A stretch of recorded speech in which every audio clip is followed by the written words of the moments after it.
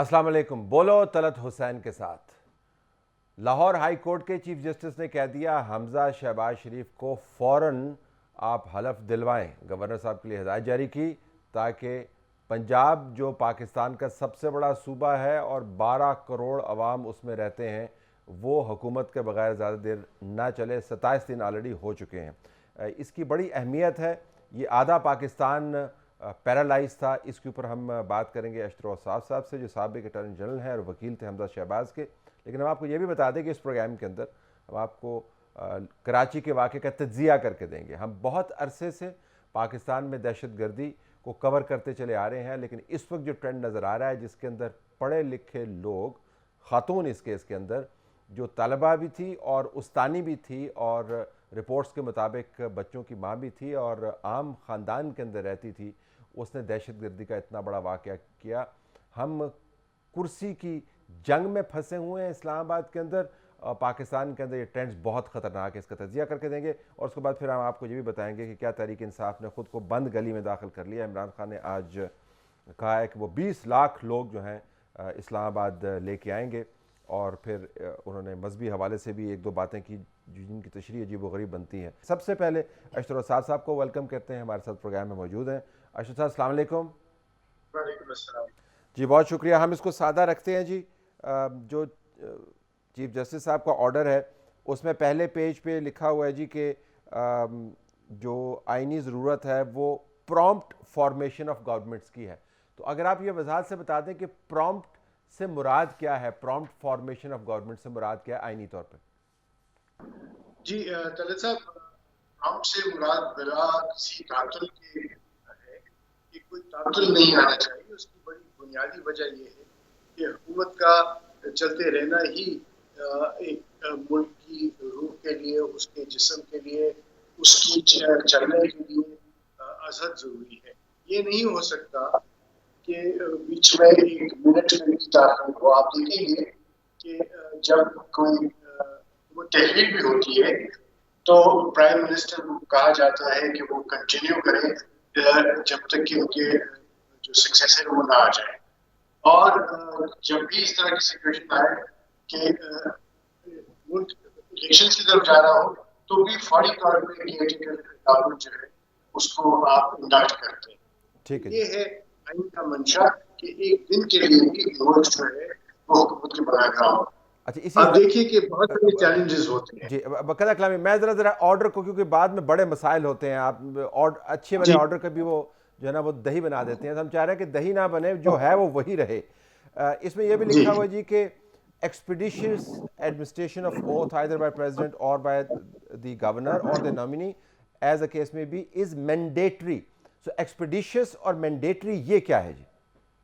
دیکھیے ایکسپیڈیشس سے مراد ہے کہ یہ ایک آئین کی جو روح ہے، اور مینڈیٹری کا مطلب یہ ہوا کہ یہ اس کا لیٹر یعنی آئین کا منشا بھی ہے اور آئین کا حکم بھی ہے.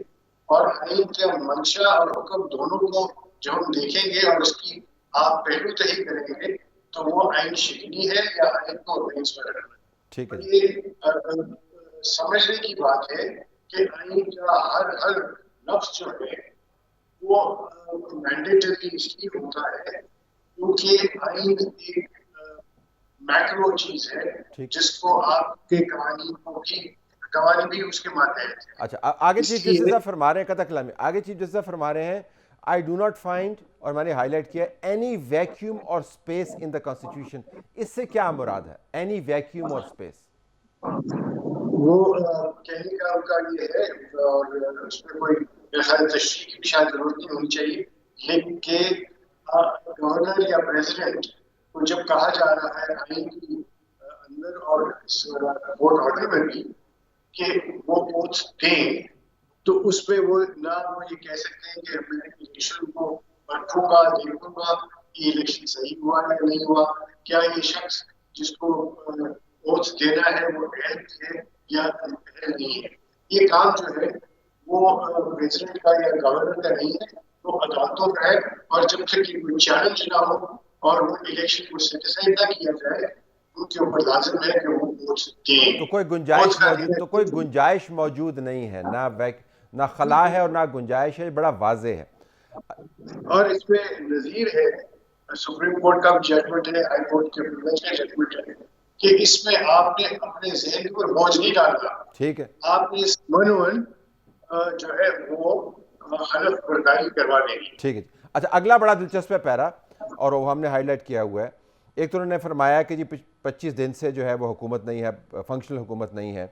ساتھ انہوں نے یہ بھی بتایا کہ since the acceptance of the resignation of the then chief minister, تو وہ بزار صاحب کے استعفے کے معاملے کو بھی کیا انہوں نے نپٹا نہیں دیا؟ وہ کہہ رہے ہیں کہ since the acceptance of the resignation of the then chief minister. آپ کی تشریح کیا ہے؟ جی بالکل, آپ نے صحیح پوائنٹ آؤٹ کیا. اس میں 4 بنیادی باتوں کا مسئلہ ہے. پہلا, جو ابہام پیدا کرنے کی کوشش کی جا رہی ہے, مس انٹرپریٹیشن کرنے کی جا رہی ہے کہ بزدار صاحب جو ہے مستعفی ہوئے, ان کا استعفیٰ جو ہے وہ ایکسیپٹ کیا گیا. اور دلچسپ بات یہ ہے کہ حالانکہ اس میں آرڈر میں یہ نہیں ہے, لیکن دلچسپ بات یہ ہے کہ جب چیف منسٹر کا الیکشن لڑ رہے تھے جو صاحب ان کے وہ پرپوزر تھے, تو وہ اگر کوئی عوام بھی کسی کے ذہن میں بھی ہے تو وہ ختم ہو گیا. نمبر 1 ریزگنیشن کا, نمبر 2 اس کی ایکسیپٹنس کا, نمبر 3 کہ ان کے عہدے سے ختم ہونے کا. دوسری بات کہ الیکشن کی بات ہو گئی کہ وہ الیکٹ ہو گئے اور الیکشن کے بعد ہی تو حلف برداری ہوگی, وہ بھی معاملہ ختم ہو گیا. تیسرا, جو کہا جا رہا ہے کہ الیکٹڈ اسپیکر کی جو رولنگ ہے, الیکٹڈ اسپیکر کی الیکشن کا اناؤنسمنٹ کیا یا الیکشن کروایا, وہ انہوں نے کہہ دیا کہ وہ کورٹ آرڈر کے تحت ہے, اس لیے اس کے اوپر بھی کوئی ابہام نہیں ہو سکتا. اور چوتھا یہ کہ آئین کے اندر کوئی گنجائش نہیں ہے کہ گورنر یہ کہہ سکے کہ میں ووٹ نہیں ہوگا. یہ انہوں نے صراحت کے ساتھ کہہ دیا ہے, آپ ووٹ دیجیے, اور اگر آپ کوئی وجہ ہے بیمار ہو گئے ہیں, آپ کو واپس اسپتال جانا ہے تو کسی اور کو نامنیٹ کیجیے, لیکن 28 تاریخ سے پہلے آپ نے یہ کام کرنا ہے. اور محمد حمزہ شہباز شریف کو انہوں نے نیولی الیکٹڈ چیف منسٹر کے طور پر متعارف کروایا اس آرڈر میں, نیولی الیکٹڈ چیف منسٹر. کوئی ابہام نہیں ہونا چاہیے کسی کی بھی ذہن میں کہ حمزہ شہباز شریف نیولی الیکٹڈ چیف منسٹر ہے, عثمان بزدار صاحب چیف منسٹر نہیں رہے, الیکشن صحیح ہو چکا ہے. جب تک کہ یہ آرڈر موجود ہے, جب تک کہ الیکشن کا رزلٹ سامنے ہے, اس میں کوئی کسی قسم کی مس انٹرپریٹیشن بھی نہیں آپ کر سکتے. اچھا, اگلا بھی بڑے دو جملے بڑے دلچسپ ہیں, اگر میں آپ کی رہنمائی مانگ سکوں اس پر. تو ایک تو وہ کہہ رہے ہیں کہ جو حمزہ شہباز کا اوتھ ہے is being delayed on one pretext اور دی ادر. اور ساتھ ہی میں یہ بھی آپ سے پوچھ لیتا ہوں, and this is against the scheme of the constitution. تو چیف جسٹس صاحب یہ نہیں کہہ رہے ہیں کہ فار ون لیگل ریزن اور دی ادر, وہ لفظ استعمال کر رہے ہیں پری ٹیکسٹ کا. تو میں آپ سے جاننا چاہوں گا, نمبر 1 پری ٹیکسٹ سے ان کی مراد کیا ہو سکتی ہے, number 2 against the scheme of the constitution, یہ کتنا سیریس معاملہ ہے؟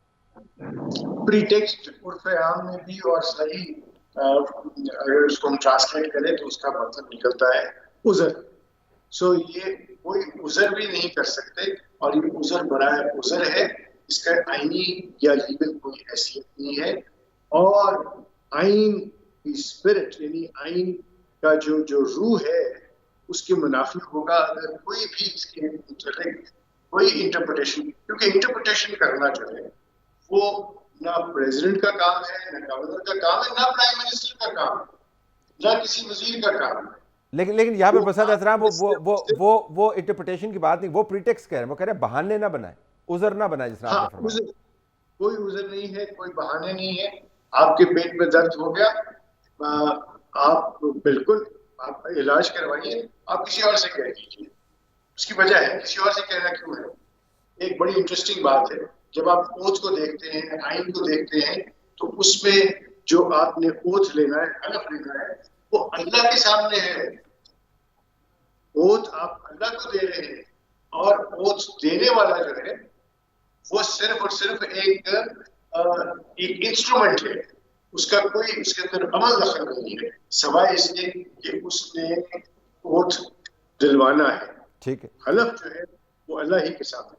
اچھا, دوسرے پیرے میں چیف جسٹس صاحب فرما رہے ہیں دیٹ بینگ دا کیس, اور یہ ہم نے ہائی لائٹ کیا ہے, it is suggested slash advise slash proposed. تو یہ فرمائیے گا کہ سجیسٹڈ ایڈوائز پروپوزڈ یہ ایک ہی لفظ کیوں نہیں ہو سکتا تھا, یہ 3 الفاظ سلیش کے ساتھ کیوں لکھے گئے؟ یہ میرے خیال ہے صرف ایمفسس کے لیے ہے, تاکہ اگر وہ کہیں کہ جناب یہ پروپوز کیا گیا ہے, یہ جو ہے یہ حکم نہیں ہے, یہ صرف اور صرف تجویز ہے, تو اگر کوئی اس طرح کی بات کرے تو وہ بالکل غلط سوچ رکھے گا. اس طرح کی بات نہیں ہے, صرف اور صرف ریسٹرینٹ شو کیا ہے. گورنر کا عہدہ ایک بہت بڑا عہدہ ہے, ایک آنریبل عہدہ ہے. یہ اس کی جو ہے آپ یہ سمجھیں کہ انہوں نے ریسٹرینٹ سے یہ کام لیتے ہوئے بات کی ہے, یہ حکم ہے کورٹ کا. اور اگر آپ اس کو یہ بھی کہنے کی کوشش کریں کہ جناب یہ پروپوزل ہے, گورنر صاحب جو ہے اس پروپوزل کو ایکسیپٹ کریں یا رد کریں, ایسا نہیں ہے. اور اگر اس طرح کی کوئی بات کی بھی گئی تو وہ پھر آئین کا جو منشا ہے اس کے مطابق ان کو پھر سزا بھی ہو سکتی ہے. اور اس میں آگے انہوں نے شیل انشور کا بھی کہا تھا کہ مزید ابہام اگر کوئی ہے تو وہ بھی کلیئر ہو جائے. شیل انشور, آپ نے بالکل صحیح کہا. وہاں پہ لفظ میں 3 باتیں اس کے اندر ہوں. ایک لفظ ہے شیل, دوسرا ہے انشور, اور تیسرا ہے تاریخ. یہ تینوں جب آپ ملا کے دیکھیں گے تو اس کا مطلب ہے کہ یہ امپیریٹو ہے, مینڈیٹوری ہے, حکم ہے, اور اس کے اندر کوئی بہانے بازی نہیں چل سکتی. صدر پاکستان کو بھی انہوں نے ایڈریس کیا اور بتایا کہ ہوز انڈر کانسٹیٹیوشنل آبلیگیشن. یہ ذرا فرمائیے گا کہ and as mandated by the constitution, یہ صدر مملکت کو چیف جسٹس کی طرف سے یاد دہانی کتنی اہمیت کے حامل ہے؟ آئی ایم شیور صدر مملکت کو پتہ ہونا چاہیے کہ ان کی کانسٹیٹیوشنل آبلیگیشن کیا ہے, لیکن آرڈر میں لکھنا کہ who's under constitutional obligation and mandated by the constitution, اس کی کتنی اہمیت ہے؟ زیادہ اہمیت ہے. اور میں آپ کو یاد کرا دوں, سپریم کورٹ نے پچھلے کچھ برسوں میں اور ہائی کورٹ نے بھی فل بینچ میں بھی جب اس طرح کی کوئی بات آئی اور صدر مملکت کو ایڈریس کیا انہوں نے, تو اسی طرح کے الفاظ یوز کیے. زرداری صاحب کے متعلق جب چیلنج کیا گیا تو انہوں نے فل بینچ نے بھی اسی طرح کے الفاظ یوز کیے تھے. It is hoped, it is proposed, اور ان کی جو کانسٹیٹیوشنل آبلیگیشن ہے, جو آئین کی ذمہ داریاں ہیں, وہ یاد کرائی گئی. اور زرداری صاحب نے کوئی عذر نہیں پیش کیا تھا. اور جس طرح ہائی کورٹ نے کہا 1 اوور, اس کو ایک لمحے کے ڈیلے کے باوجود نہیں کیا گیا تھا. اسی طرح جب میاں نواز شریف صاحب کے متعلق سپریم کورٹ نے کہا کہ وہ اپنی جو ہے آبلیگیشنز پوری نہیں کر سکے اور ان کو عہدہ چھوڑنے کا کہا, تو انہوں نے بھی ایک لمحے کے تعامل نہیں کیا. اسی طرح یوسف رضا گیلانی صاحب کے متعلق یہ کہا گیا کہ جی وہ اپنی آئینی ذمہ داریاں پوری نہیں کر سکے, اس لیے وہ ان کو صرف اور 1 منٹ کے لیے کہا گیا کہ آپ توہین عدالت کے مرتکب ہوئے, لیکن اس کی پاداش میں ان کو اپنا پرائم منسٹر کا عہدہ بھی کھونا پڑا اور 5 سال کے لیے وہ ڈسکوالیفائی ہوئے.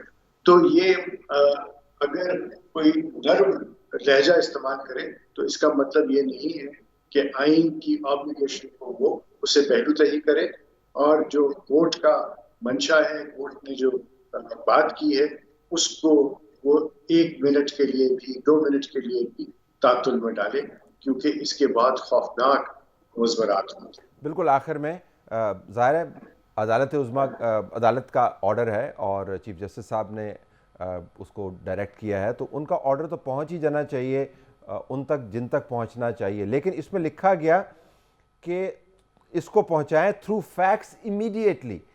یہ تھوڑا سا آپ کو لگتا ہے کہ اس میں بہت ارجنسی ہے, تھرو فیکس امیڈیٹلی؟ جی, اس میں آپ دیکھیں گے کہ یہ پہلی دفعہ نہیں ہوا, یہ تو اس سے پہلے بھی ہو چکا ہوا ہے. آپ یاد کریں کہ جب نئے اوتھ کی بات کی جا رہی تھی اس وقت فیکس پہ یہ معاملات جو ہے وہ بھیجے گئے تھے. جب بھی ارجنسی آتی ہے تو پھر آپ فیکس کے ذریعے اس کو کرتے ہیں. فیکس بنائی سی کی گئی ہے اور فیکس کے ساتھ اس کو امیڈیٹلی بھیجا جائے, اور بھیجا جائے ان کے سیکریٹریٹ کو, ان کے جو دفاتر ہے اس کے اندر بھیجا جائے. انشور کا لفظ یوز کیا ہے، شیل کا کیا ہے، تاریخ دی ہے. اور آپ سپریم کورٹ کا آپ دیکھیں گے، سپریم کورٹ میں بھی جب بات ہوئی تھی اسمبلی کی تحلیل ہونے کی تو بھی اسی طریقے سے فیکٹس کے ذریعے اور امیجیٹ اس کے اندر اس کی وجہ یہ ہے کہ آئین کو آپ ایک لمحے کے لیے بھی تعطل میں نہیں ڈال سکتے. اگر آئین کی جو آبلیگیشن ہے اگر اس سے آپ محروم صحیح کریں گے، وہ عذر پیش کریں گے، بہانہ کریں گے تو آپ آئین شکنی کے مرتکب ہو رہے ہیں. اور اگر کوئی یہ کہتا ہے کہ آرٹیکل 6 میں صرف اور صرف فورس کی بات ہے، وہ غلط ہے. وہ شاید آپ نے اس کو صحیح طریقے سے پڑھا نہیں. اگر آپ اس کو پڑھیں گے تو آئین کو اگینسٹ پہ کسی بھی طریقے سے ڈالنا جو ہے وہ آئین شکنی ہے، جس کی سزا بھی تجویز کی ہوئی ہے آئین ہی میں. اشرف صاحب آپ کا بہت شکریہ، آپ نے بڑی وضاحت کے ساتھ ہماری رہنمائی کی، اور امید کرتے ہیں کہ اس کے بعد کورٹ کے اس آرڈر میں کوئی ابہام تلاش نہیں کیا جائے گا. صدر اور گورنر کے لیے واضح بہت ہی نیرو ہدایات ہیں کہ آپ وہ کام کیجئے جو آئینی طور پر اشد ضروری ہے، اسے آپ اسکیپ نہیں کر سکتے. تو آئین کو پڑھیے، بنی گالہ سے جو ہدایت ہے اس کو نہ پڑھیے. بریک میں جاتے ہیں، بریک کے بعد واپس آئیں گے تو بتائیں گے کہ ایک طلبہ اور جو اسکول میں پڑھاتی بھی ہے اس کے ہاتھوں دہشت گردی کا ارتکاب کتنی اہم ڈیولپمنٹ ہے.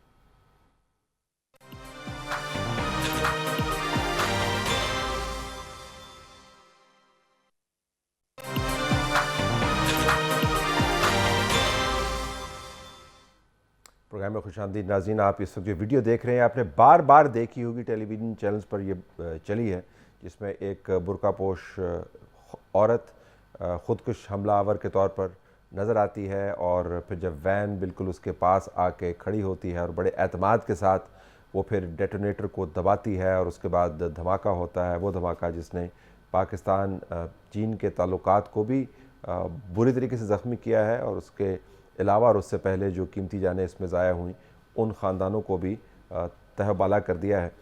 پاکستان میں دہشت گردی کی لہر کا یہ نیا پہلو جو ہے یہ اس سے پہلے شاید اتنا واضح انداز سے نظر نہیں آیا. خواتین کا بطور دہشت گرد استعمال کوئی نئی چیز نہیں ہے، لیکن جو آپ کو 2-3 نئے زاویے نظر آتے ہیں ان میں ایک تو واضح انداز سے یہ ہے کہ اب پڑھا لکھا طبقہ اور وہاں کی جو خواتین ہیں ان کو بھی اس جنگ کے اندر جھونک دیا گیا ہے. اس خاتون کے بارے میں بتایا جاتا ہے کہ یہ ایک اسکول میں پڑھا بھی رہی تھی اور اس کے بعد ایک جامعہ کے اندر، اسی جامعہ کے اندر تعلیم بھی حاصل کر رہی تھی. رپورٹس کے اندر تضاد ہے، لیکن تدریس سے یا طالب علمی سے اس کا تعلق بہرحال بہت گہرا ہے.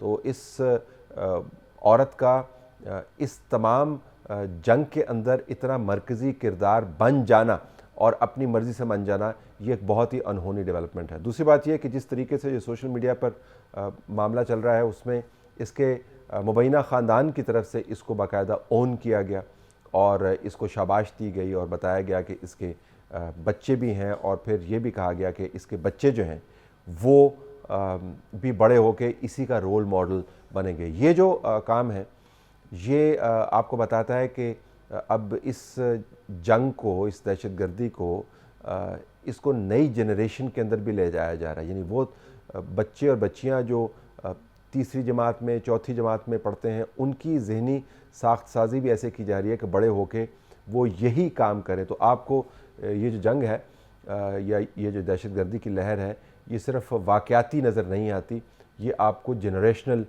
نظر آتی ہے. تو یہ پہلو اس کا بہت ہی اہم ہے. تیسری بات یہ کہ کس سہولت کے ساتھ اس عورت کو جامعہ کے اندر سے دہشت گردی کا مواد فراہم کیا گیا. جب یہ دھماکہ خیز مواد بنایا جاتا ہے ایک خودکش بیلٹ کے اندر، تو خودکش بیلٹ میں صرف دھماکہ خیز مواد ہی نہیں بھرا جاتا، اس کو باقاعدہ ڈیزائن کرنے والے لوگ موجود ہوتے ہیں. تو یہ ایک بوم بنانے کی باقاعدہ ایک ترکیب ہے، ان کا ایک سیپریٹ علیحدہ قسم کا ایکسپرٹیز لیول ہوتا ہے، یہ لوگ کام ہی یہ کرتے ہیں. تو اس تمام مواد کو ایک دہشت گردی کی بیلٹ میں تبدیل کرنا، خودکش حملہ آور کو پہنانا، اس کا ڈیٹونیٹر لگانا، جسے آپ کو پتہ چلتا ہے یہ بڑا ایلیبوریٹ قسم کا کام ہے، مفصل قسم کا کام ہے. اور پھر ٹارگٹ کی سلیکشن ہوئی. بہت سے لوگوں نے کہا کہ کتنے اعتماد کے ساتھ اس کو پتہ ہے کہ پیچھے وین آ گئی ہے. عموماً ایسے موقع پر کوئی نہ کوئی ڈائریکٹ کرنے والا یقیناً موجود ہوتا ہے جو بتاتا ہے کہ اس وقت ٹارگٹ جو ہے وہ نشانے پر ہے تو آپ اپنے آپ کو ختم کر دیں. تو یہ بھی ذہن میں رکھنا چاہیے کہ یہ صرف کوئی ایک عورت نے ایک دن ڈیسائیڈ نہیں کیا کہ اس نے آج دہشت گردی کرنی ہے اور اس کا کوئی غصہ تھا اور اس نے بیلٹ پہنی اور اس نے اپنے آپ کو اڑا دیا. اس کے پیچھے پورا نظام قائم کر رہا ہوتا ہے. تو اس نظام کی موجودگی پاکستان کے تعلیمی اداروں کے اندر ایک بہت بڑا دھچکا ہے. چوتھی بات یہ کہ یہ جس طریقے سے لہر پھیل رہی ہے اس کے اندر اب آپ کو ایک بہت زیادہ ڈیلیبریٹ پلاننگ نظر آتی ہے کہ کس جگہ کو ہٹ کرنا ہے. چائنیز بالخصوص ٹارگٹ ہیں کیونکہ چائنیز کا تعلق سی پیک سے ہے, چائنیز کا تعلق گوادر کے اندر ڈیولپمنٹ سے ہے, بلوچستان کے اندر سی پیک کے پروجیکٹ سے ہے, کے پی کے اندر سی پیک کے پروجیکٹ سے ہے, اور پاکستان کی معاشی ترقی سی پیک کے ساتھ ہم جوڑتے ہوئے نظر آتے ہیں. تو جب آپ یہ ٹارگیٹڈ اٹیکس کرتے ہیں تو یہ صرف دہشت پھیلانے کے لیے نہیں ہے, یہ بنیادی طور پر انویسٹر کو بھگانے کے لیے ہے. تو یہ ایک بہت ہی بڑا اور اہم پہلو ہے. اور سب سے اہم پہلو جو میرے خیال میں ہمیں جسے صرف نظر ہم نہیں کر سکتے وہ یہ کہ ہم اسلام آباد کے اندر, لاہور کے اندر ہم کرسی کی جنگ میں نظر آتے ہیں. جو نکالے گئے آئینی طور پر وہ اپنا نکالا جانا قبول نہیں کرتے ہیں. انہوں نے پاکستان کے اندر ایک ہیجان برپا کیا ہوا ہے اور دوسری طرف اس تمام ہیجان کی کیفیت سے دہشت گرد جو ہیں وہ اپنا کام کرتے ہوئے نظر آتے ہیں. تو یہ ایک بہت ہی زیادہ متضاد قسم کی صورتحال آپ کو نظر آتی ہے کہ ایک طرف ہم ملک کے اندر جان بوجھ کر ملک کی آزاد خارجہ پالیسی کے نام پر ہیجان برپا کر رہے ہیں اور اصل میں کرسی کی جنگ ہے, اور دوسری طرف وہی مواقع فراہم کریں جس کے اندر اس قسم کے واقعات ہو سکتے ہیں. اور بالکل آخر میں اگر اس کا تعلق جن کو ہم ناراض بلوچ کہتے ہیں ان سے ہے تو ہم نے پچھلے سالوں میں جو بھی دعوے کیے کہ ہم ناراض بلوچوں کو اپنے ساتھ ملانے کی کوشش کر رہے ہیں وہ دعوے جو ہیں اس واقعے کے بعد آپ کو ریزہ ریزہ ہوتے ہوئے نظر آتے ہیں. تو غیر معمولی واقعہ ہے یہ, آپ سمجھیں کہ رستہ بدلنے والا واقعہ ہے, یہ دہشت گردی کو نیکسٹ لیول پر لے جانے والا واقعہ ہے. اس کو انتہائی سنجیدگی سے لینا چاہیے.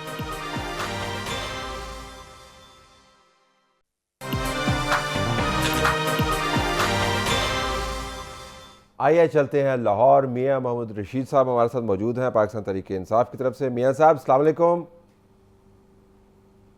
وعلیکم السلام. حضور خیریت سے ہیں آپ؟ دعائیں آپ کی. آج عمران خان صاحب نے کہا ہے کہ وہ اسلام آباد 20 لاکھ لوگ لے کے آئیں گے, تو 20 لاکھ لوگ کہاں سے آئیں گے؟ میرا خیال ہے طلعت صاحب آپ کو تو یہ سوال نہیں پوچھنا چاہیے. پچھلے جب سے عمران خان سابق وزیر اعظم بنے ہیں آپ کو اندازہ ہو جانا چاہیے کہ 20 لاکھ آدمی اکٹھا ہونا کوئی مشکل بات نہیں ہے. ان کی ایک کال پہ 20 لاکھ سے زائد لوگ وہاں جمع ہو سکتے ہیں. میں ایک سیاسی کارکن ہوں. میری 45 سالہ سیاسی زندگی کے اندر کبھی اس طرح نہیں ہوا کہ بغیر کوئی انتظامات کیے صرف ایک کال کے اوپر لاکھوں لوگ دیوانہ وار وہ نکل کھڑے ہوں. اس وقت ملک کے اندر جو ماحول بنا ہوا ہے اس میں 20 لاکھ کارکنوں کا اکٹھے ہونا کوئی مشکل کام نہیں. اور یہ لوگ بغیر ٹرانسپورٹ کے, بغیر انہیں کوئی سہولیات بہم پہنچائے ہوئے از خود اکٹھے ہوں گے وہاں پہ. میں صرف اس وجہ سے پوچھنا چاہ رہا تھا رہنمائی کے لیے کہ اسلام آباد کی ساری آبادی 18 لاکھ ہے. جی اسلام آباد کی آبادی 18 لاکھ ہے نا. انہوں نے صرف اسلام آباد نہیں کہا, انہوں نے کہا پورے پاکستان سے جب میں کال دوں گا تو وہاں پر کم از کم 20 لاکھ ورکرز موجود ہونا چاہیے. اور یہ تو میں سمجھتا ہوں کہ کے پی کے اور اسلام آباد کے جو ملحقہ اضلاع ہیں وہیں سے اتنے لوگ جو ہیں وہ اکٹھے ہو سکتے ہیں. تو یہ جو الیکشن کمیشن کے آفسز کے باہر آپ نے احتجاج کیا اس میں تو کوئی زیادہ لوگ نظر نہیں آئے؟ نہیں, اس میں تو ٹوکن ہمارا ایک احتجاج تھا. اس میں کوئی میس لیول کے اوپر نہ کال دی گئی تھی نہ ہمارا یہ مقصد تھا. ہمارا مقصد تو ایک ٹوکن کال تھی اور وہ احتجاج ہم نے کیا اور وہاں پر ہر جگہ کے اوپر لوگ موجود تھے. لیکن جس وقت یہ ٹارگٹ ہوگا کہ 20 لاکھ لوگ وہاں پہنچیں گے تو ہر سطح پر ورکرز کو اطلاع ہوگی. اور اس میں سب سے بڑھ کر یہ ہے کہ عوام جو ہیں, جو لوگ میسز جنہیں ہم کہتے ہیں, وہ لوگ بڑے بھرپور طریقے کے ساتھ اس میں شرکت کریں گے۔ پنجاب میں جو پارٹی ہے آپ کے، بہت سارے پارٹی کے لوگ جو ہیں یا تو منحرف اراکین کی کیٹیگری میں چلے گئے ہیں، سارے نہیں گئے، ذرا میجورٹی آپ کے ساتھ ہے، لیکن بڑے دھڑے جو ہیں وہ بھی علیحدہ ہوئے ہیں۔ علیم خان صاحب کا دھڑا علیحدہ ہوا ہے، جہانگیر ترین کا گروپ علیحدہ ہوا ہے۔ تو میں آپ سے جاننا چاہوں گا کہ پنجاب جو ہے عموماً موبلائزیشن اس پر بنیاد کرتی ہے، کے پی بھی کرتی ہے لیکن پنجاب پہ، تو پارٹی کی کیفیت کیا ہے پنجاب میں اس وقت جب یہ سارے دھڑے علیحدہ ہوئے؟ تو ان دھڑوں کی اب پریزنٹلی جو ہم نے دیکھا ہے پچھلے 2-3 ہفتے کے اندر اتنا بڑا زیرو ہے، اور انہیں اگر اپنی حیثیت کا اندازہ کرنا ہے تو ذرا کھڑے ہو کر دیکھ لیں۔ یہ پارٹی کی وجہ سے تھے، اور پارٹی کی جو عمران خان کی ایک سمپتھی ویو ہے جو کوئی ایکسپیکٹ نہیں کر رہا تھا، ہم سمیت، کہ اتنی بڑی تعداد میں ریئیکٹ کریں گے، اور وہ اظہار یکجہتی کے لیے عمران خان کے ساتھ لاکھوں کی تعداد میں ہر گلی محلے سے، ہر طبقے کا آدمی، وہ جوان، بوڑھا، کسان، مزدور، پروفیسر، سابقہ فوجی، یہ لوگ جس طرح سے دیوانہ وار نکلے ہیں اور عمران خان نے جو باتیں کی ہیں ان کو وہ بالکل اس کی آواز پر لبیک کہتے ہوئے آئے ہیں۔ تو یہ جو دھڑے آپ نے گنوائے ہیں، ترین گروپ ہے، علیم گروپ ہے، میں یہ سمجھتا ہوں کہ آئندہ آنے والی پولیٹکس میں یہ میٹر ہی نہیں کرتے، نہ اس وقت میٹر کر رہے ہیں۔ اس وقت کوئی شخصیت خواہ کتنی بھی آپ سمجھ لیں کہ وہ الیکٹیبل ہے اور اس کا اپنے علاقے میں بہت بڑا اثر ہے، یہ چیزیں ان سارے الیکٹیبل کے ہاتھوں سے اب نکل چکی ہیں۔ اب عوام الناس کے اندر ایک بیداری کی لہر ہے۔ اس بیداری کی لہر کی وجہ سے میں یہ سمجھتا ہوں کہ ہم آئندہ پنجاب کے اندر کلین سویپ کریں گے۔ میں دوبارہ ریپیٹ کر رہا ہوں، انکلوڈنگ لاہور جہاں میں بیٹھا ہوا ہوں۔ یہ جب آئندہ انتخابات 4-6 ماہ کے بعد آئیں گے تو انہیں پتہ جائے گا کہ انتخابات کے اندر لوگ ان کے ساتھ کیا سلوک کرتے ہیں۔ اچھا، معذرت کے ساتھ، چونکہ ہم سارے اسی کام میں ہیں، آپ سیاستدان ہیں، آپ سیاست کرتے ہیں، ہم سیاست کو کور کرتے ہیں۔ لاہور میں جب عمران خان صاحب کا پہلا بہت بڑا جلسہ ہوا تو اس کے بعد مکمل طور پر یہی بیانیہ سننے میں آ رہا تھا کہ اس مرتبہ ہم نے پنجاب میں جو کرنا ہے، لوگوں کو پتہ نہیں چلے گا کہ ان کے ساتھ ہوا کیا ہے، لیکن پھر ہمیں پتہ چلا کہ کوئی بہت بڑی کامیابی نہیں تھی۔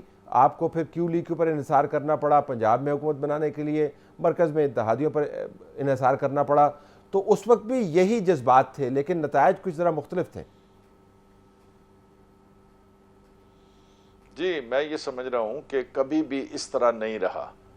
پی ٹی آئی کے جلسے تو بہت بڑے بڑے ہوتے رہے، لیکن جو اس وقت لوگوں کے اندر ایک لہر ہے، اور خاص طور پر امپورٹڈ حکومت نامنظور، اور وہ جو عمران خان کا پورا بیانیہ ہے جس کے پس منظر میں وہ پورا ایک امریکی کردار کھل کر سامنے آیا ہے، لوگوں نے اس بیانیے کو بائے کیا ہے، اور لوگ اس کی بات پر یقین کر رہے ہیں کہ یہ سچ بات ہے، اور یہ اسے انڈیپینڈنٹ اور غیر جانبدار خارجہ پالیسی کی سزا دی جا رہی ہے، اس کی خودداری کی سزا دی جا رہی ہے۔ یہ پاکستانیوں کے اندر، خاص طور پر نوجوان نسل کے اندر، ان کے ذہنوں میں یہ چیز راسخ ہو چکی ہے۔ پی ٹی آئی کی پولیٹکس کے اندر بھی کبھی اس طرح کی ویو نہیں آئی تھی۔